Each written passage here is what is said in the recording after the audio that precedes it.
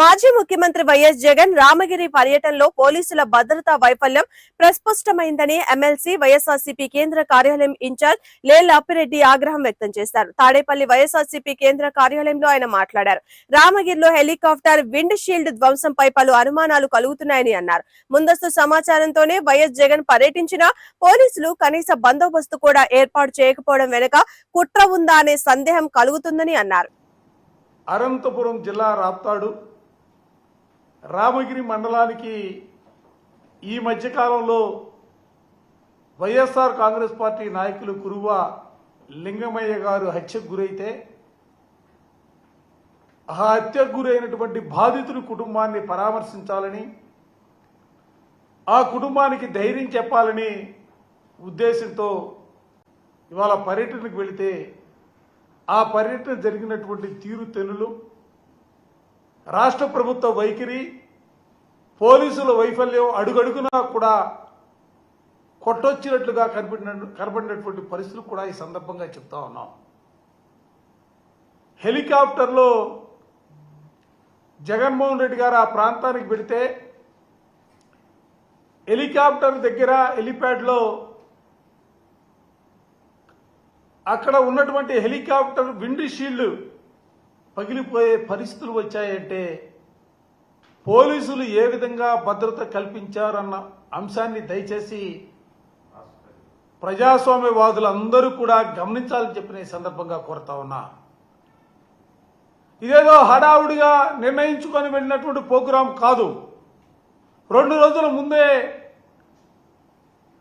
అన్ని విభాగాలకు సంబంధించి డిపార్ట్మెంట్ అధికారులందరికీ కూడా సమాచారం ఇచ్చి పర్మిషన్ తీసుకొని ఆ ప్రాంతానికి ఈ రోజున జగన్మోహన్ రెడ్డి గారు వెళ్తే హెలిప్యాడ్లో పోలీసులు ఏ విధంగా భద్రత కల్పించారు, ఏ విధంగా హెలికాప్టర్ విండ్ షీల్డ్ పగిలిందన్న అంశాలని పరిగణనలో తీసుకుంటే అసలు ఈ ప్రభుత్వం ఏ దిశగా పరిపాలన చేస్తుందని సూటిగా అడగ తెలుసుకున్నాను.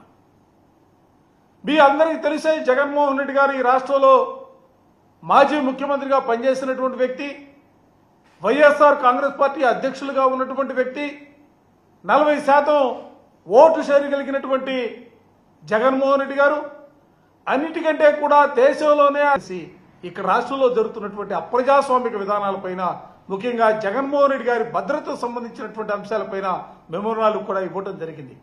మరలా తిరిగి ఈ రోజును కూడా నేను చాలా స్పష్టంగా అధికారులకు చెప్తా ఉన్నా, అదేవిధంగా కేంద్ర ప్రభుత్వానికి సంబంధించి కూడా అధికారులకి, ప్రభుత్వ అధినేతలకు కూడా చెప్తా ఉన్నాం. ఇవాళ ఎందుకంటే ఈ రాష్ట్రంలో ప్రజాస్వామికమైనటువంటి పరిపాలన మరోసారి చెప్పదలుచుకున్నా, ప్రజాస్వామికమైనటువంటి పరిపాలన కొనసాగట్టాలా, అప్రజాస్వామిక విధానాలతో పరిపాలన కొనసాగిస్తా ఉన్నారు. ఎవరైతే వైఎస్ఆర్ కాంగ్రెస్ పార్టీ కీలకమైనటువంటి నాయకులుగా ఉన్నారో వాళ్ళపైన దాడులు జరుగుతూ ఉన్నాయి. వాళ్ళని హతమారుస్తున్నటువంటి పరిస్థితులు కళ్ళగట్టట్టుగా కనిపిస్తూ ఉన్నాయి. ఇటువంటి పరిస్థితుల్లో ఇవాళ మా నాయకుడు కుటుంబాల్ని ధైర్యం చెప్పడానికి వస్తూ ఉన్నారు, మనోధైర్యం కల్పించడానికి వస్తూ ఉన్నారు.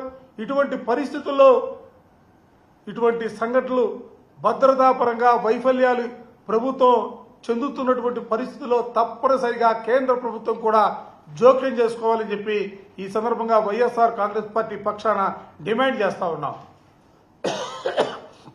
అదే వ్యవస్థల్లో మీరు పనిచేయాలా? ఒకసారి తెలుగుదేశం అధికారంలో ఉంటే మరోసారి వైఎస్ఆర్ కాంగ్రెస్ పార్టీ అధికారంలో ఉంది, రేపు మరలా తిరిగి వైఎస్ఆర్ కాంగ్రెస్ పార్టీ అధికారంలో రాబోతా ఉంది. మీరెవరు కూడా చట్టానికి అతిథులుగా పనిచేయమని చెప్పి మేము కోరుతా ఉన్నాం. పార్టీ చొక్కా వేసుకోవద్దని చెప్తా ఉన్నాం. కాదు మేము చొక్కా వేసుకుంటామంటే ఆ చొక్కా వేసుకున్నటువంటి అధికారులు, తప్పు చేసినటువంటి అధికారులు మాత్రమే చట్టం ముందు నిలబడతామనేది పదే పదే జగన్మోహన్ రెడ్డి గారు మాట్లాడుతున్నటువంటి మాట, వైఎస్ఆర్ కాంగ్రెస్ పార్టీ మాట్లాడుతున్నటువంటి మాట. ఎవరు తప్పు చేశారో ఆ తప్పు చేసినటువంటి అధికారులు మాత్రమే, వాళ్ళు ఎవరు కూడా తప్పించుకోలేరు కూడా. మరోసారి చెప్తా ఉన్నాం, చట్టాన్ని సక్రమంగా అమలు చేయమనేదే వైఎస్ఆర్ కాంగ్రెస్ పార్టీ మా నాయకుడు కోరుతున్నటువంటి మాట.